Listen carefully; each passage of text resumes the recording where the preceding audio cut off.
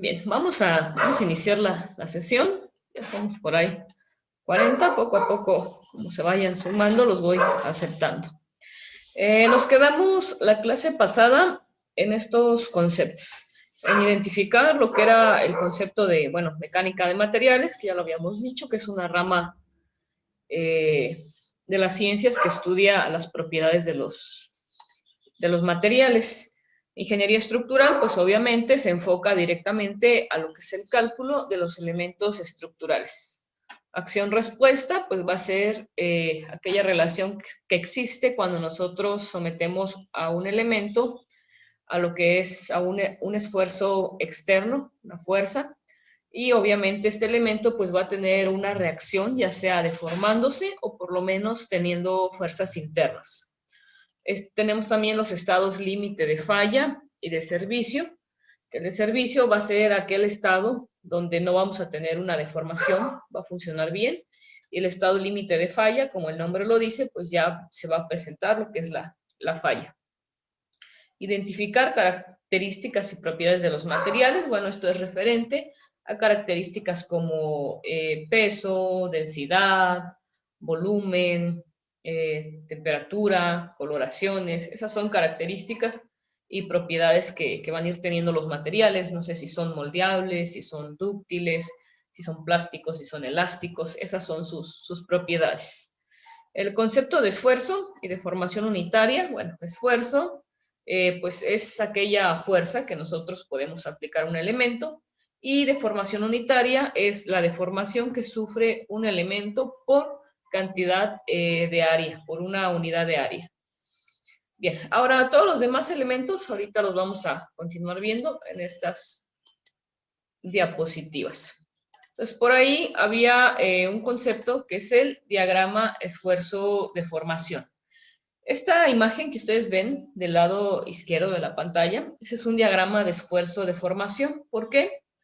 Porque en el lado vertical, esta letrita, que parece como una O, con una colita en la parte superior, es la letra sigma, que nos va a denotar lo que es esfuerzo. Y acá nos trae distintas letras, que son los distintos esfuerzos que se van teniendo según cómo se comporta el elemento. En la parte de las X tenemos una letra que parece una E, pero no es una E, es una letra griega, que esto nos va a indicar la deformación que está sufriendo el elemento. Entonces, en esta gráfica nosotros podemos ver diferentes regiones, que vamos a ver la parte elástica, y también vamos a ver lo que es la parte plástica. Si vemos, esta es la parte elástica, esta zona, y toda esta parte, lo que sigue, va a ser el comportamiento plástico. Si vemos esta gráfica, se comporta de forma diferente. No es totalmente lineal. Por ejemplo, de este punto que tenemos, donde inicia, hasta este punto podemos decir que sí, el comportamiento es lineal. ¿Por qué? Porque lo mismo que de la carga que se le va aplicando va siendo proporcional a la deformación, pero vamos a llegar a algunos puntos donde la gráfica empieza a cambiar, y esos puntos pues son algunos puntos importantes. Primeramente, la primera región elástica, le llamamos así elástica, ¿por qué?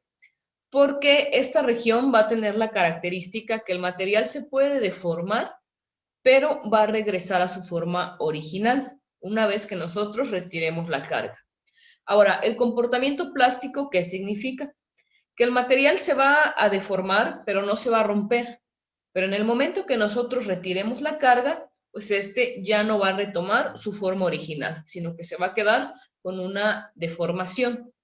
Dentro de estos puntos vamos a encontrar otros elementos. Por ejemplo, acá tenemos un punto que se llama el punto de cedencia, o también lo van a encontrar en la literatura como fluencia. ¿Qué significa eso?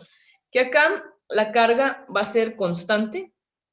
Una vez que llega a este punto, tiene esa carga constante, ya no se le aumenta ni se le disminuye carga, pero como vemos acá en lo que es la deformación, este elemento se sigue deformando hasta acá, sin aumentar y sin disminuir carga. A eso se le llama cedencia o fluencia. Y también tenemos por acá lo que es la estricción. ¿Qué quiere decir esto? Que acá va a ser la parte donde el elemento se va a deformar. En el caso de que sea una barra, pues vamos a tener una reducción del área de la sección transversal. Vamos a llegar a un esfuerzo máximo o esfuerzo último, que va a ser en este punto. Y a partir de ahí ya no vamos a aumentar ni disminuir las cargas, pero el elemento se va a seguir deformando hasta llegar al punto de la fractura. Si vemos del lado derecho, acá hay unas imágenes. Es una barra que es sometido a un ensayo de tracción o de tensión, es decir, que lo anclamos a algún elemento y aplicamos esfuerzos hacia afuera, es decir, como que tratamos de estirar esa barra. Si hiciéramos esta prueba, quizás si la barra es muy pequeña no vamos a ver esa deformación, pero si es de tamaño considerable, incluso si grabamos, al ver la cámara lenta, ustedes pueden buscar en YouTube esfuerzos de barras a tensión y pues podrán ver, los ponen a veces en cámara lenta, que empieza a sufrir un adelgazamiento en alguna parte de la barra. A eso se le llama estricción. Cuando nosotros llegamos hasta este punto del diagrama, que es la deformación máxima que puede tener el elemento, ocurre la falla. Y es acá donde el elemento se rompe y obviamente pues ahí ya queda inservible y es a lo que nosotros no queremos llegar en el momento que estamos diseñando. Por eso es importante lo que es el diseño de algunos elementos. Bien, también tenemos dentro de los conceptos identificar lo que era el límite elástico y el límite de proporcionalidad. Del libro de mecánica de materiales, libro digital que les puse en la plataforma, en la página 85 dice esto: se dice que el material contenido en esta región es elástico lineal. El límite superior del esfuerzo para esta relación se denomina límite de proporcionalidad. Si el esfuerzo excede ligeramente el límite de proporcionalidad, la curva tiende a doblarse y aplanarse, como se muestra en la figura. Esto continúa hasta que el esfuerzo alcanza el límite elástico. Si nosotros regresamos a la diapositiva anterior, podemos ver que, como les decía, de este punto hasta el inicio, tenemos una deformación lineal. Entonces, acá ya hay una pequeña curva. Entonces, el límite de proporcionalidad va a ser el punto hasta donde el comportamiento de la gráfica es lineal. Una vez que nosotros pasamos ese punto y pasamos la curva, vamos a llegar a lo que es el límite elástico. El límite de fluencia, que vemos por acá, rigidez y resistencia, lo tenemos por acá. El límite de fluencia va a ser este punto, donde se presenta la cedencia o la fluencia del elemento, que se comporta de manera lineal, lo que es la deformación, sin aumentar o disminuir las cargas. Este va a ser el límite de fluencia. Lo que es rigidez y resistencia, pues la resistencia va a estar hasta acá, que es el esfuerzo último que puede soportar el elemento, y la rigidez pues va a ser la deformación que vamos a tener cuando el elemento ya se empieza a comportar de forma rígida. Un ejemplo muy claro es una bolsa plástica. Al momento de que nosotros la estiramos, si le estiramos poquito y soltamos, regresa a su posición original. Pero si excedemos lo que es la cedencia, vamos a ver que tiene un comportamiento un poquito raro, como que se jala de algunos lados. Esa es la rigidez que presenta el elemento. Al momento de nosotros soltarlo, pues ya se queda lo que es esa deformación. Acá tenemos otra gráfica de lo que es un diagrama de esfuerzo-deformación. Esta gráfica es de un acero de bajo carbono, es decir, con bajo contenido de carbono. Sabemos que el acero es a base de hierro y de un porcentaje de carbono. Mientras más carbono se le coloca, más resistencia tiene, pero es más frágil. Entonces, si vemos acá la curva, tiene un comportamiento lineal hasta este punto. de ahí viene lo que es la cedencia y luego viene lo que es la deformación, el esfuerzo último, y acá ya empieza a bajar hacia la fractura. Si vemos, ese acero de bajo carbono tiene una deformación, su coeficiente es de 0.38. Por acá tenemos otras gráficas de esfuerzo de deformación de diferentes tipos de acero. Tenemos el acero duro, que es de 0.6% de carbono, que es el más resistente. Acero estructural, que es 0.2. Acero suave, que es 0.1. Y este es más dúctil. ¿A qué nos referimos con dúctil? Que es más deformable. Si vemos acá, es la deformación. Vemos que acá tiene una deformación mayor a este acero, pero una resistencia menor. Entonces, mientras más carbono tenga, más va a resistir, pero en el momento que tenga que fallar, la deformación va a ser muy pequeña y se va a presentar de inmediato la falla. En cambio, un acero dúctil no va a resistir mucho, pero sí vamos a ver que se empieza a deformar, pero no significa que ya vaya a fallar, sino que tenemos un lapso de tiempo que nosotros podemos esperar hasta que el elemento falle. Dentro de los aceros más usados, obviamente, es el acero estructural. ¿Por qué? Porque queremos una resistencia, pero también queremos que tenga propiedades dúctiles. Bien, venía otro concepto, que es el módulo de Poisson, Poisson, o Poisson, como le dicen algunos. ¿Qué es este módulo?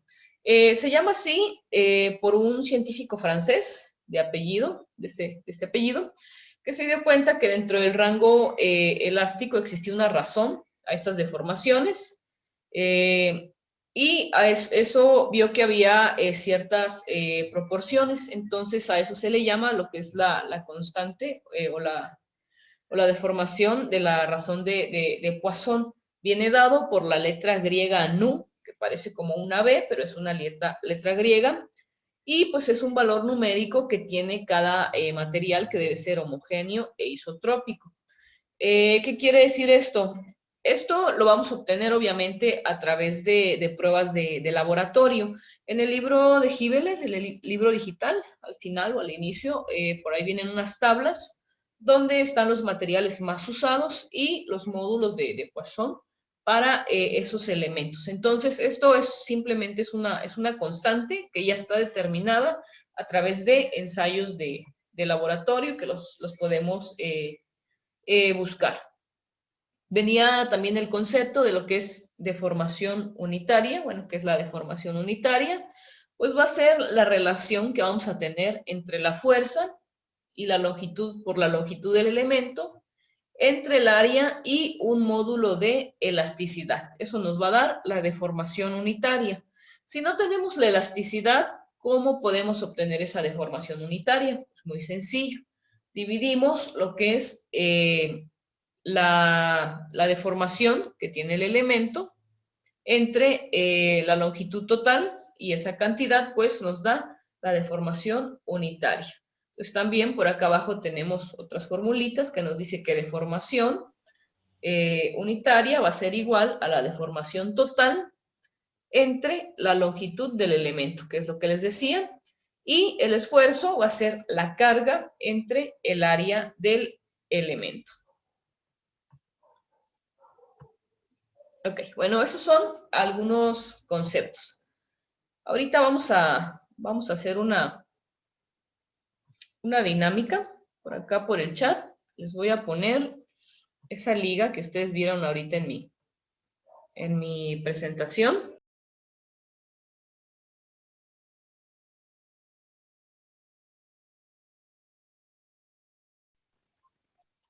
Bien, entonces nos quedamos en esta diapositiva que era sobre el esfuerzo, la carga, el área y el tipo de elementos que vamos a ir teniendo.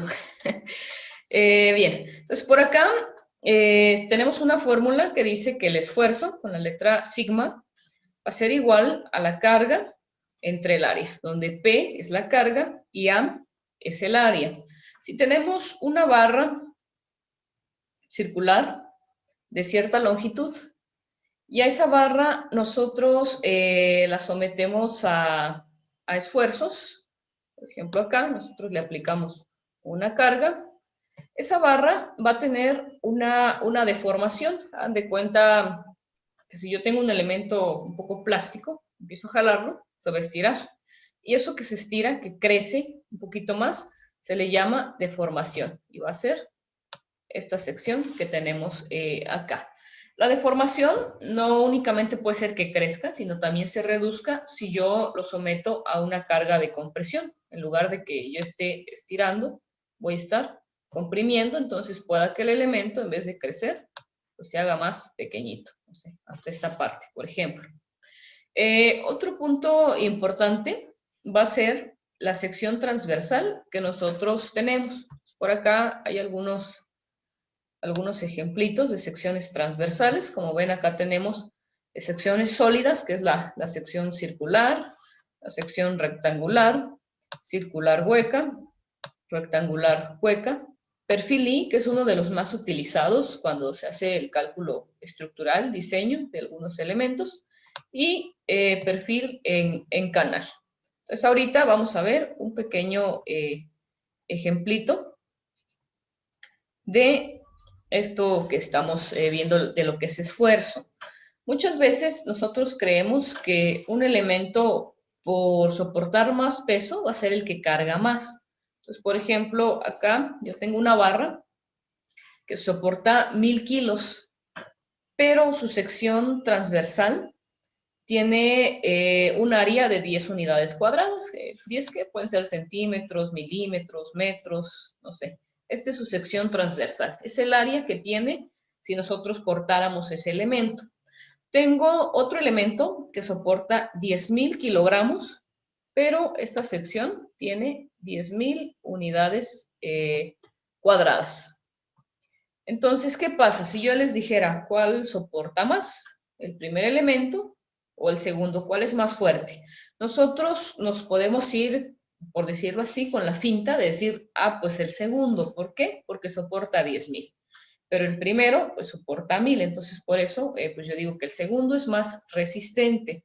¿Qué pasa cuando nosotros determinamos el esfuerzo realmente que soporta? Es decir, si estos dos elementos, que son obviamente de distintos materiales, fabricamos dos elementos iguales de la misma sección transversal, de la misma longitud y los cargamos, pues ¿cuál soportaría más ya teniendo un área distinta? Si nosotros hacemos lo que es el cálculo, acá nos dice que el esfuerzo se determina a través de lo que es la carga entre el área. Entonces, para el primer ejercicio son 1000 kilogramos de carga. Entonces, yo le voy a poner 1000 kilogramos entre 10 unidades. Es decir, que el primer elemento soporta 100 kilogramos por unidad cuadrada. Ahora, el segundo elemento son 10.000 unidades entre 1000 unidades cuadradas. Y si vemos el segundo, soporta 10 kilogramos por unidad cuadrada. Entonces, acá, pues claramente vemos que el que resiste más es el primer elemento, aunque acá nos diga que son 1000 kilogramos, pero la sección transversal que está teniendo el elemento, pues es un poquito más, bueno, bastante más pequeña que el segundo elemento. Por eso es importante nosotros tener claro qué es esfuerzo, porque no siempre el que resista más es el más fuerte, sino que va a depender del área que este elemento esté teniendo. Para aplicar esta fórmula debemos de cumplir con ciertas características. Una es que el elemento sea recto. O sea, ¿qué quiere decir? Que esté en una posición, por ejemplo, una barra puede estar así. Pero si esa barra ya tiene alguna deformación, por ejemplo, que esa barra estuviera así, un poquito curva, bueno, está un poquito fea mi barra, pues ahí ya no aplicaría. ¿Por qué? Porque acá ya tenemos una curvatura. En este caso, en el primer ejemplo, que el elemento es recto, las fibras del elemento están acá, totalmente rectas, hacia ese sentido. Pero acá ya las fibras están teniendo curvaturas. Entonces ahí ya no sería aplicable. Esa es la primera. La segunda, que sea uniforme. Puede ser que el elemento, acá sí está recto, pero puede ser que no sea uniforme, que venga cada elemento, no sé, tengo una deformación y de esta forma. Acá lo mismo que pasa, acá las fibras siguen estando rectas en este sentido, pero acá, por un lado van a estar rectas, pero por acá van a presentar una curvatura. Entonces acá ya no sería aplicable la fórmula si el elemento no es uniforme. Lo siguiente es que la carga sea estática. ¿Qué significa? Bueno, ustedes lo deben de saber mejor que yo, llevaron su curso de mecánica de estática. Y la estática nos dice que es todo aquello que está en reposo, y la dinámica pues es todo aquello que está en movimiento. Una carga estática es, por ejemplo, en un puente yo puedo estacionar un camión y va a estar fijo ahí, entonces eso es una carga estática, no se está moviendo. Pero si yo empiezo a mover el camión, eso ya es una carga dinámica porque está presentando un movimiento a lo largo del elemento. Lo siguiente es que la carga sea central o en el centroide. Por ejemplo, en un círculo, la carga está justamente en el centro. Entonces, por ejemplo, acá, ahí, es un intento de círculo. Mi carga, pues, debería estar colocada en este punto. Si la carga estuviera colocada acá, ¿sí? Está fuera del centroide, pues acá yo ya no puedo aplicar la fórmula. ¿Por qué? Porque está fuera del eje de nuestro elemento, de nuestro centroide. Esas son las reglas que debe de cumplir para nosotros poder aplicar esta fórmula. Ahora sí, vamos con el primer ejercicio. Por ahí algunos pudieron resolver, otros no. Vamos a hacer un ejemplito. Bueno, es similar al que ustedes resolvieron, nada más que le cambié únicamente los datos de las cargas. El problema dice, encuentre el esfuerzo en la sección AB y la sección BC. Entonces, ¿cuáles son esas secciones? Pues acá, como vemos, está A, B, por lo tanto, esta sección delgada es la sección AB y la sección más gruesa, pues, es la sección BC. Vamos a buscar nuestros datos. Bueno, por acá no le hacemos caso a esto porque es lo que viene en su problema. Vamos a analizar estas cargas que tengo por acá. Entonces, mi primer carga es de 20 kilonewtons. Mi segunda carga es de 50 kilonewtons.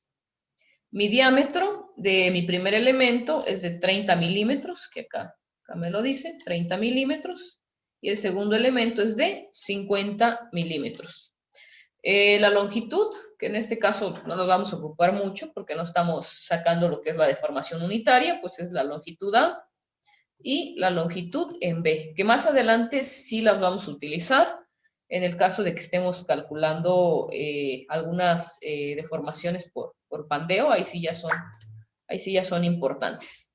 Ahora sí, una vez que nosotros ya anotamos pues todos los datos que nos está dando el problema, que van a ser estos, ya podemos tratar de pasar a lo que es el cálculo. Entonces, para calcular, ¿qué estamos buscando? Acá nuestro problema nos dice, encuentre el esfuerzo, que es lo que acabamos de ver ahorita.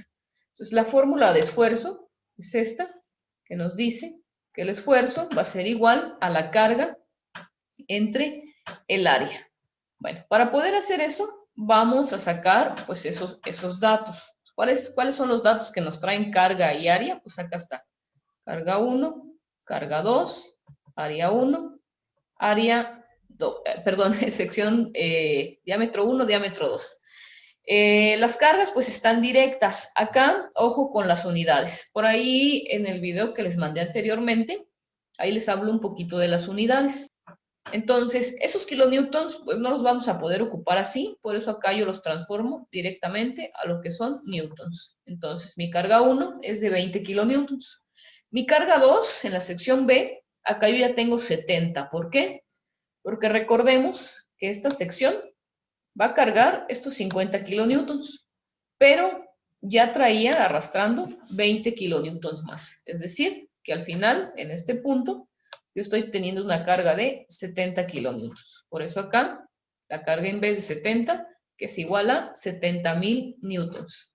Lo siguiente es obtener lo que es el área. Bueno, acá cómo transformar los kilonewtons, acá hay una tablita. Un kilonewton es igual a 10 a la 3 newtons. Es decir, nada más agregamos 3 ceros y ya está transformado a newtons. Después vamos a calcular el área. Como estos elementos son barras circulares, pues vamos a ocupar la fórmula para calcular área del círculo. Bueno, yo acá utilicé la de pi por radio al cuadrado, pero puede ser pi cuartos por diámetro al cuadrado, también es cualquiera de esas fórmulas es correcto. Al aplicar esta fórmula, utilizando estos diámetros, que son los que nos da, lo que nos da el problema, pues yo acá obtengo mis dos áreas. Y como vemos, pues ya prácticamente mi ejercicio ya está casi resuelto porque ya tengo los datos, tengo carga y tengo área. Entonces, voy a analizar mi primer sección, que es la sección de A a B. Entonces, ¿qué voy a colocar? La carga. ¿Cuál es la carga? Pues acá está, 20.000 newtons.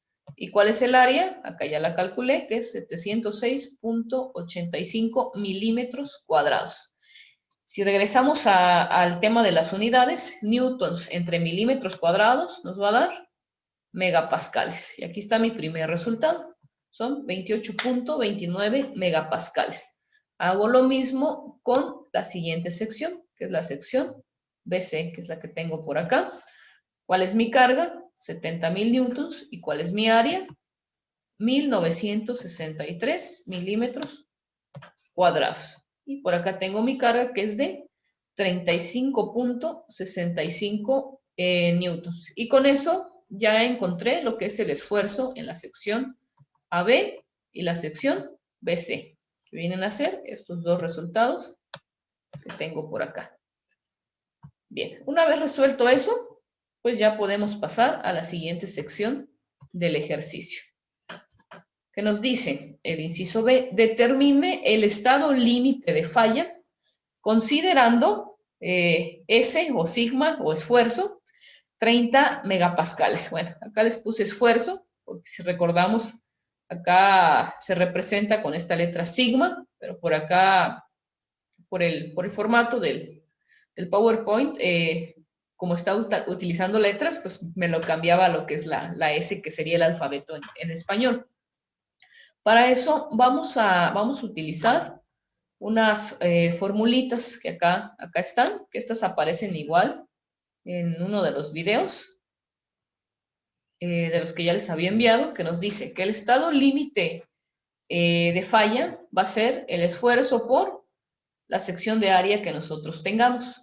Y el estado límite de servicio va a ser eso mismo, pero multiplicado por un factor de seguridad. Es decir, que ese factor de seguridad va a evitar que nosotros lleguemos a la falla y nuestro elemento pues cumpla con su función y su funcionalidad pues sea al 100%.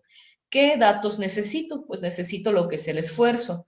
El esfuerzo no voy a tomar el que calculé, voy a tomar 30 megapascales en ambos casos. ¿Por qué? Porque si nos damos cuenta, acá me lo está diciendo mi problema. En el inciso B me dice que el esfuerzo que voy a considerar son 30 megapascales. Lo siguiente, el área que voy a considerar, esa área sí, es la que ya calculé, que es 706 y 1963. Y simplemente aplico la fórmula, que es la multiplicación de los 30 megapascales por el área, y eso me va a dar un estado límite de falla. Multiplico nuevamente 30 megapascales, el área, el factor de seguridad para resolver el siguiente inciso, que es 0.85, y acá me da el estado límite, perdón, aquí es el estado límite de servicio. Por acá le puse F, pero este es S, servicio. Si ven, acá yo nada más hice un cálculo, no calculé los dos elementos, pues yo me fui por la lógica, calculé nada más esto. ¿Por qué? Porque ambos están sometidos al mismo esfuerzo, las dos secciones. La segunda sección, como vemos, tiene más área, por lo tanto va a resistir más. Entonces, ¿cuál sería la sección que va a fallar? Obviamente la sección que sea más delgada, porque es el mismo material. Y por eso yo simplemente calculé uno de los elementos, que es el del área más pequeña. Bueno, pasamos al siguiente ejercicio. Bueno, este ejercicio me imagino que les debe de parecer un tanto familiar, ya que esto se ve mucho en lo que es estática. Y el ejercicio dice, encuentre la sección donde el elemento experimenta la fuerza normal máxima y analice las fuerzas internas en el punto N. Si vemos acá en el elemento no hay ningún punto N marcado. ¿Qué significa? Que ustedes van a elegir un punto y me van a dar los datos al hacer el análisis de ese punto.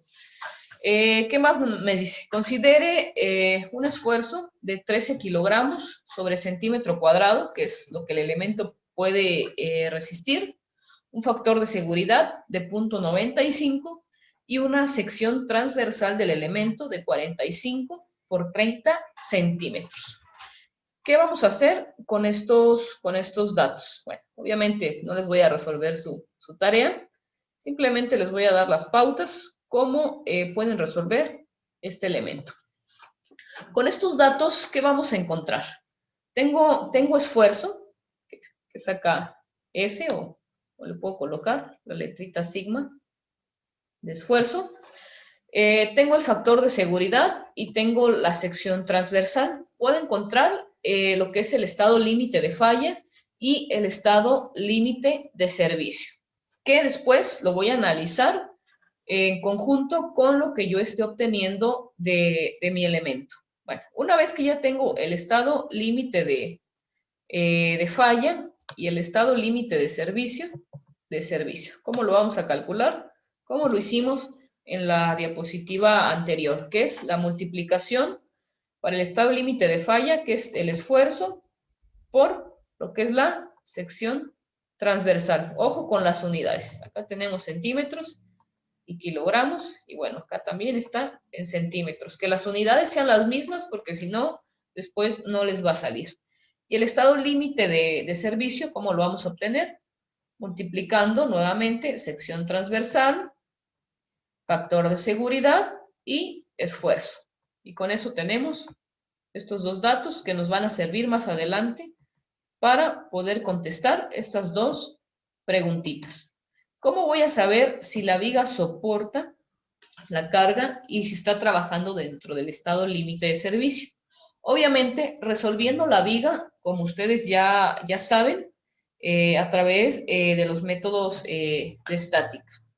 Si vemos esta viga, acá tiene un apoyo empotrado. ¿Qué quiere decir? Que en esta parte podemos tener una reacción vertical, podemos tener una reacción horizontal y también podemos tener un momento. Si analizamos las demás fuerzas, vamos a ver que acá tenemos una fuerza que está sometida a un ángulo de 30 grados. Para poder resolver esta viga, lo primero que debemos hacer es descomponer esa fuerza. Es decir, vamos a tener una fuerza vertical y una fuerza horizontal. ¿Por qué en esos sentidos? Bueno, es vertical hacia abajo, como vemos, la fuerza va hacia abajo y es hacia el lado derecho. ¿Por qué? Porque si vemos esta inclinación, pues apunta más hacia el lado derecho. Lo mismo vamos a hacer con esta otra fuerza, hay que descomponerla en una fuerza vertical y en una fuerza horizontal.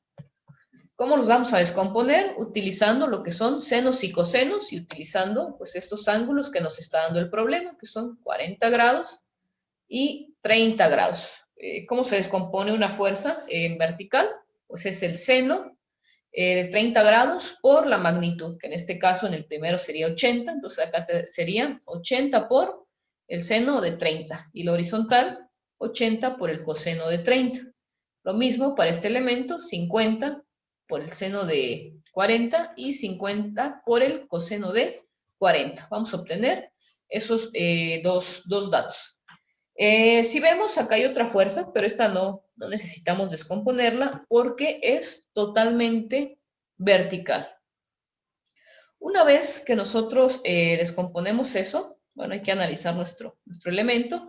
Acá tenemos un apoyo articulado. ¿Por qué articulado? Si vemos acá, se ven como unas rueditas y así es la forma en cómo se simboliza. Lo que nos quiere decir que acá nada más vamos a tener un esfuerzo vertical. Y todo lo demás, pues va a estar soportado de acá para acá, los esfuerzos horizontales. ¿Cómo obtenemos el comportamiento de esta viga? A través de los métodos de estática, vamos a obtener primeramente lo que son los cortantes y vamos a obtener lo que son los flexionantes. Obviamente, obteniendo lo que son cortantes y flexionantes, pues ya tenemos lo que es el comportamiento de la viga. ¿Cómo voy a contestar estas preguntas? Si la viga trabaja dentro de los estados límite de servicio y si soporta lo que son las cargas. De acá, bueno, de su hojita que tienen, acá pueden continuar dibujándole lo que son unas líneas. Acá podemos dibujar una línea, otra línea, y de esta forma un eje X. Y a partir de eso, acá yo puedo empezar a trazar lo que van a ser mis esfuerzos. Lo que es la fuerza normal que se experimenta es la fuerza que es a través del eje de la viga. Por ejemplo, acá decíamos que va a haber una fuerza en X hacia allá. Acá también va a haber una fuerza en X. Y al inicio, acá pues vamos a tener una reacción. No sabemos hacia dónde, si va a ir hacia acá o si va a ir hacia allá. Va a depender de la magnitud que nos resulten estas dos fuerzas. Bueno, por hacer un ejemplo rápido, supongamos que esta fuera una fuerza de 10 toneladas y esta una de 15.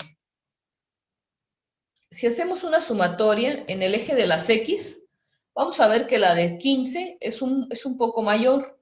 Por lo tanto, desde ahí ya podemos decir que la fuerza resultante acá en el apoyo, en la reacción, la que va a ir hacia allá, pues va a ir hacia este sentido. ¿Por qué? Porque acá debe ser 5, para que al sumar las 5 y 10 que van hacia el lado derecho, quede compensado con las 15 que van hacia el lado izquierdo. Para que sea un sistema estático, recordemos que debe de cumplir, que va a estar fijo, no va a estar en movimiento. Entonces, la sumatoria de fuerzas en X, en Y, tanto de momentos, debe de ser 0.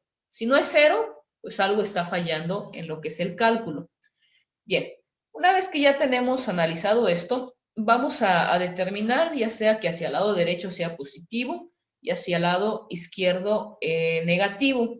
Y a esta barrita pues le vamos a dar valores. Por ejemplo, acá, le puedo decir que hasta acá va a tener un valor de 10. Obviamente ustedes lo hacen con una escala en su libreta, no sé si es de cuadros, pues pueden utilizar los cuadritos. Pues ahí sería más o menos 5, acá otro 5 y acá otro 5.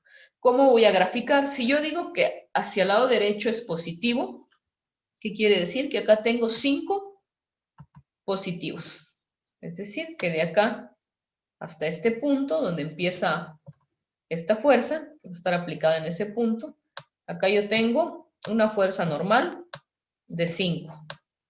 Pero veo que aquí tengo 10 más, es decir, que a esos 5 le voy a sumar otros 10 hasta acá, más o menos, y va a llegar aproximadamente hasta este punto, que es donde está aplicada la otra fuerza. Entonces acá también tengo una fuerza normal, aproximadamente 15.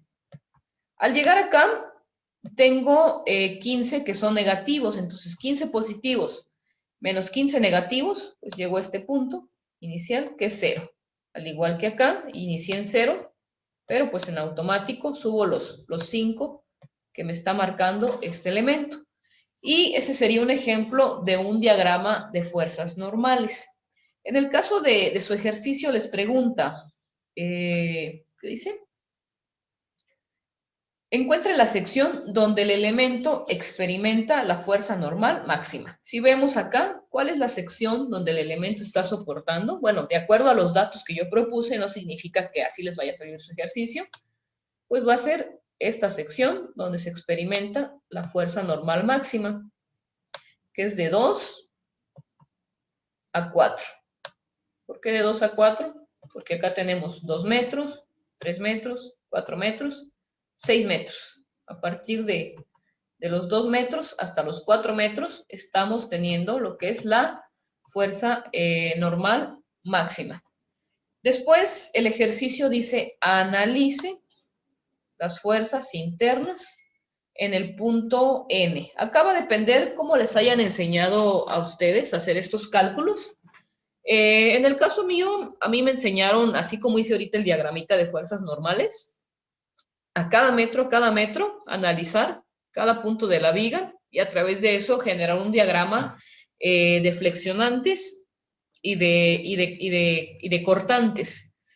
No sé cómo les enseñaron ustedes, puede ser que les hayan enseñado, no sé, que en este punto yo voy a cortar a mi elemento, por acá, digamos que corto, que va a ser en el metro número 3, que son 2 metros más 1, acá sería el punto 3, y a partir de ahí yo voy a encontrar el cortante en el punto 3 y también voy a encontrar lo que es el flexionante en el punto 3.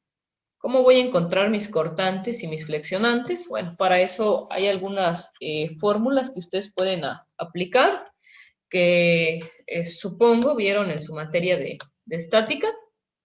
Y pues de esta forma ustedes van a encontrar estas dos reacciones que acaban de encontrar lo que es una fuerza, ya sea positiva o negativa, y acá van a encontrar en el flexionante un momento, ya sea positivo o negativo. Y de esa forma van a resolver el segundo ejercicio.